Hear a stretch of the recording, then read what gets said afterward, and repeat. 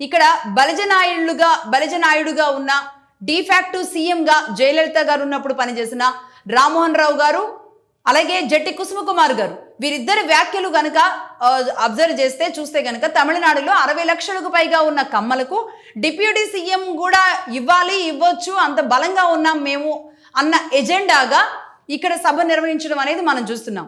అంటే వ్యాపారాల్లో ఉన్న మమ్మల్ని రాజకీయ నాయకులుగా అందరూ వాడుకుంటున్నారు ఆర్థికంగా, రాజకీయ నాయకులు అందరూ వాడుకుంటున్నారు ఆర్థికంగా, మీడియాలో కూడా మమ్మల్ని రాజకీయంగా వారి ప్రచారాల కోసం వాడుకుంటున్నారు, కానీ మాకు పదవులు ఇవ్వడం లేదు, మేము ఒక మంచివారిగా ఉన్నాము అంటూ కూడా జట్టి కుసుమకుమార్ గారు కొన్ని విషయాలని ఆయన చెప్పడం మనం చూసాం. మాకు పదవులు కావాలి, మేము కూడా నిలబడాలి, తమిళనాడులోనే అత్యధికమైన కమ్మవారంతా కూడా అత్యధిక జనాభా, ఆంధ్రప్రదేశ్ కంటే ఎక్కువ జనాభా కమ్మవారు తమిళనాడులో ఉన్నారు, అది వాస్తవం కూడా, ఆ విషయాన్ని ఆయన ప్రధానంగా డిమాండ్ చేస్తూ చెప్పారు. రైట్. అయితే అసలు ఇదంతా బాగానే ఉంది, ఎందుకు నిర్వహించాల్సి వచ్చింది, ఏంటి ఎజెండా ఏంటి అనేది పూర్తిగా ఒక రాజకీయ ఎజెండా అనేది అయితే పూర్తి క్లారిటీ ఉంది. అయితే అసలు తమిళనాడులో ఉన్న కమ్మనాయుళ్ళు కాపునాయుళ్ళ పరిస్థితి ఎలా ఉంటుంది, అక్కడ రాజకీయాలు ఎలా ఉంటాయి, ఏ పారామీటర్స్లో ఏ బేస్ మీద అక్కడ రాజకీయాలు నడుస్తాయో ప్రతి ఒక్కరికి తెలియాల్సిన అవసరం ఉంది. ఈరోజు అది ఒక్క క్యాస్ట్ కాదు, ఈ క్యాస్ట్ కాదు, పక్కనున్న రాష్ట్రం కాదు, ఎందుకంటే మనం ఇన్నాళ్ల పాటు మద్రాస్ ప్రావిన్స్లో భాగమై ఉన్నాం, దక్షిణ భారతదేశంలో అందరం భాగమై ఉన్నాం, ఆ తర్వాత విడిపోయాం. ఒక జనరేషన్కి అయితే అసలు తమిళనాడు చెన్నై అంటేనే ఒక అసలు సంబంధం లేని రాష్ట్రం. కాబట్టి అక్కడున్న పరిస్థితులు, మనకున్న పరిస్థితులు, అసలు అక్కడున్న రాజకీయాలు, కులాలు, మన వాళ్ళు ఎప్పుడు అక్కడికి వెళ్ళారు, ఇక్కడ ఉన్న వాళ్ళంతా, ఇవన్నీ కూడా తెలియాల్సిన అవసరం ఉంది. ఈ నేపథ్యంలోనే నేను చిన్న ఒక బ్రీఫ్ స్టోరీ చెప్పబోతున్నా. తమిళనాడు జనాభా మొత్తం 7,73,00,000 మంది ఉన్నారు. ఇందులో తెలుగు వాళ్ళు 1,50,00,000 మంది జనాభా ఉన్నారు.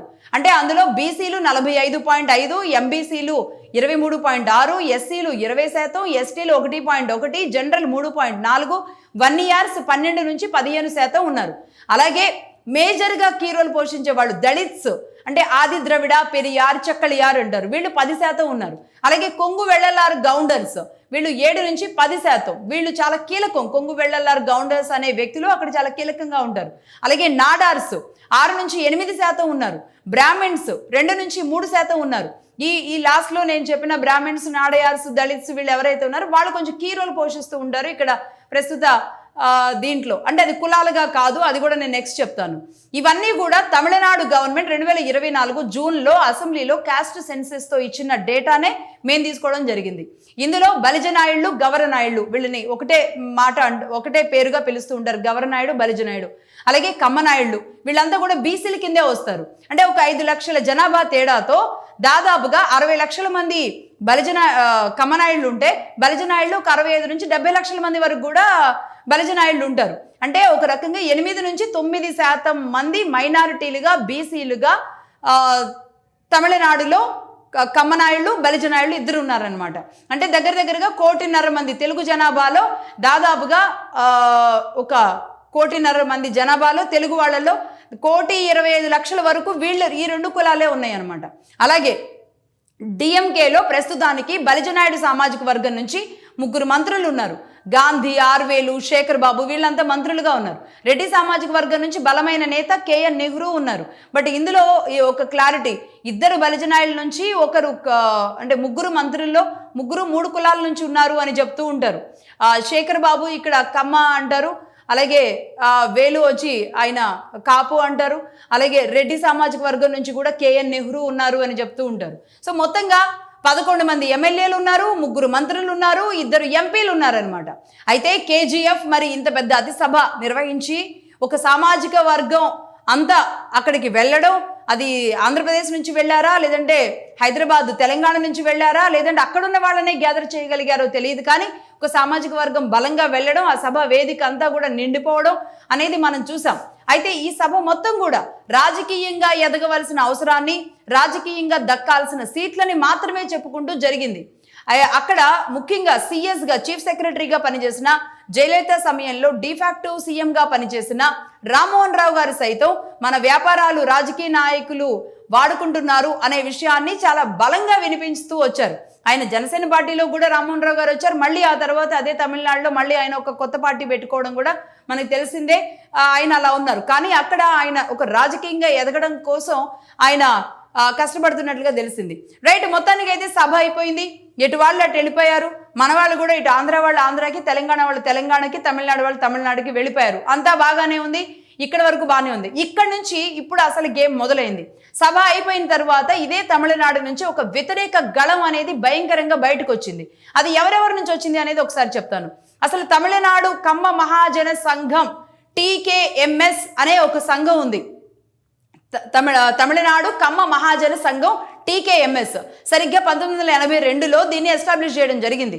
డాక్టర్ వి జంగుస్వామి నాయుడు గారు దీన్ని తీసుకొచ్చారు. అసలు దానికంటే కూడా 100 ఏళ్ల క్రితమే వీరి కోసం ఒక సంఘాన్ని ఏర్పాటు చేశారు అని కూడా చెప్తూ ఉంటారు. అయితే అక్కడ ఈ సభ పెట్టడాన్ని వీళ్ళంతా కూడా తీవ్రంగా వ్యతిరేకిస్తూ ఉన్నారు. కమ్మ మహాజన సంఘం ఏదైతే ఉందో, ఎందుకంటే కొన్ని గొడవల కారణంగా, ఇబ్బందుల కారణంగా 15 ఏళ్ల క్రితం ఈ సంఘానికి తాళం వేశారు. ఇదే ఇష్యూస్ కారణంగా ఇప్పుడు ఇంతకీ ఆ తాళం తీపిచ్చి అక్కడ ఏదైనా పని చేయాలి అనే దాంట్లో పని చేయాల్సింది పోయి వీళ్ళెవరో వచ్చి ఇక్కడ వచ్చి మా మధ్య వైషమ్యాలు క్రియేట్ చేస్తున్నారు అంటూ కూడా ఆ సంఘం వ్యతిరేకించిన పరిస్థితి ఉంది. అలాగే NTK party, non Tamilar కర్చి semen అనే వ్యక్తి గురించి అందరికీ తెలిసిందే. ఈయన కూడా దీనిని ఖండించారు. వీళ్ళెవరు ఇక్కడికి వచ్చి మా మీద పెత్తనం జలాయించాలని చూస్తున్నారు అంటూ NTK party, non Tamilar కర్చి semen ఆయన వ్యతిరేకించడం మనం చూస్తున్నాం. అలాగే ఏళ్ల తరబడి ఇక్కడ నిలబడ్డ వ్యక్తుల్ని ఈ సభకి ఎందుకు ఆహ్వానించలేదు మరి అనేది కూడా కొంతమంది అక్కడి నుంచి ప్రశ్నించారు. TKMS నాయకులు ఎవరైతే ఉన్నారో 45 ఏళ్ల నుంచి జి సుబ్బారాయులు, సుబ్రహ్మణ్యం నాయకుడు, వీళ్ళిద్దరూ ప్రస్తుతానికి యాక్టివ్గా ఉన్నవాళ్ళు, వీళ్ళని పిలవలేదు. అటు TMK పార్టీ కానివ్వండి, లేదంటే ఈ సంఘాల నుంచి కూడా ఈ వ్యతిరేకత. అలాగే ఇంకొన్ని ప్రశ్నలు కూడా ఉత్పన్నమవుతున్నాయి వీళ్ళ నుంచి. కాంగ్రెస్ జెండాలు ఉన్నాయి అక్కడ, ఇది కుల మీటింగా పార్టీ మీటింగా అనేది అడుగుతున్నారు. అలాగే ప్రశాంతంగా ఉన్న తెలుగువారి మధ్య, బలిజ కమ్మనాయుళ్ల మధ్య, ప్రశాంతంగా ఉన్న మా మధ్య ఎందుకు వైషమ్యాలు, వ్యత్యాసాలు తెచ్చేలాగా ఈ సభ ఉంది అనేది తెలుగు ప్రజలు అడుగుతున్నారు. ఇంతకీ మేమంతా ఒకటే, కలిసే మేము ముందుకెళ్తామని చెప్పారా? రామ్మోహన్ గారు, జట్టి కుసుమకుమార్ గారు ఉన్నారు కాబట్టి. కాదు, ఇది కమ్మ సంఘం అని చెప్పారా? మరి అలా అనుకుంటే కనుక KGF అని ఎందుకున్నారు? ఈ రెండు కలిపి ఒక సంఘం పెట్టుకోవాలి కదా అనేది కొత్త వాదన వచ్చింది. అలాగే కమ్మ వ్యాపారుల మీద విజిలెన్స్ దాడులు చేయించారు రామ్మోహన్ రావు గారు గతంలో, మరి అవన్నీ మేము మర్చిపోతామా అన్న వాదన కూడా ఇంకొకటి తీసుకొచ్చారు.